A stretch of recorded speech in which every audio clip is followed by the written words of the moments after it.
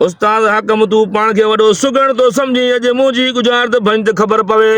हाँ हाँ बाबा तू गुजार तॾे हियां भितर आंगुर हणी भोर करे थो जई। अचे थी गुजारत हाँ पखी ऐं पोख जी ज़ात मिड़े हिकिड़ी हाणे गोल गोल त ख़बर पवे।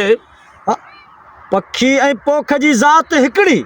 ज़ात मिड़े हिकिड़ी वाह साईं वाह वाह वाह। पखी ऐं पोख जी ज़ात मिड़ई हिकिड़ी।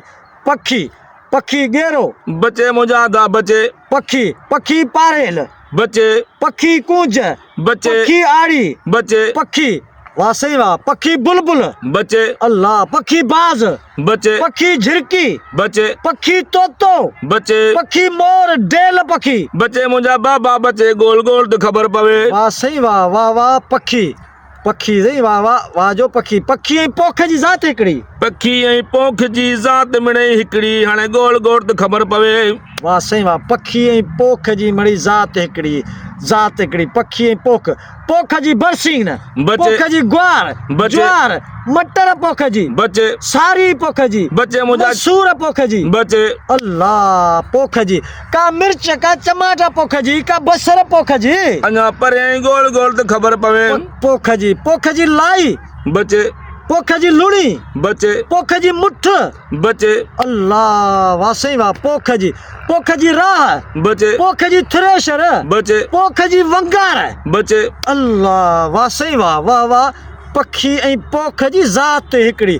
पखी ऐं पोख जी ज़ात पोख जा जव बचे अल्लाह। पोख जी कणक बचे मुंहिंजा जानी बचे गोल गोल त ख़बर पवे। वाह अञा साईं वाह। घणो परियां वाह वाह। पोख पखी ऐं पोख जी ज़ात हिकिड़ी। पोख जी नर मादी पोख जी बचे अल्लाह। पोख जी ज़मीन पोख जी बचे मुंहिंजा बाबा बचे ॿारी पोख जी ॿारो पोख जो बचे अल्लाह। मेथी पोख जी बचे धाणा थूम पोख जी बचे अल्लाह वाह साईं वाह। पखी ऐं पोख जी ज़ात हिकिड़ी। वाह साईं वाह वाह वाह।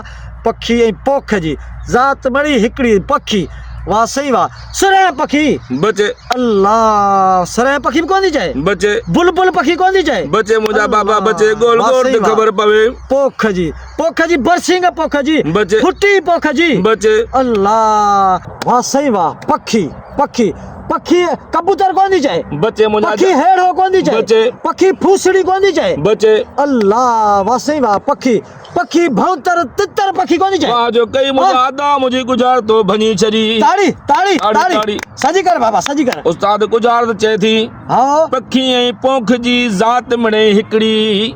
पखी थई तितर ऐं पोख थई तिर। इहा थी मुंहिंजा जानी मुंहिंजी गुजारत।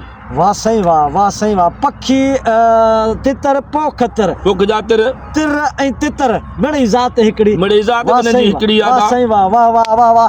दोस्तो ही वीडियो भॼी चुकी आहे पखी तितर पोख जा तिर। त प्लीज़ महिरबानी करे हिन वीडियो खे एतिरो लाइक कई अॻिते शेयर कयो त जीअं ही वीडियो असांजी पूरी सिंध ऑल कंट्री में मुंहिंजा अदा मुंहिंजा भाइरो हिन वीडियो खे वधि मां वधि लाइक कमेंट शेयर कयो। हिन वीडियो खे मथे आसमान ते पुॼायो। असांजी महिनत खे न विञायो। अवांजी वॾी महिरबानी। Thank U. ख़ुदा हाफ़िज़। सिंध सलामत साथ सलामत। महिरबानियूं।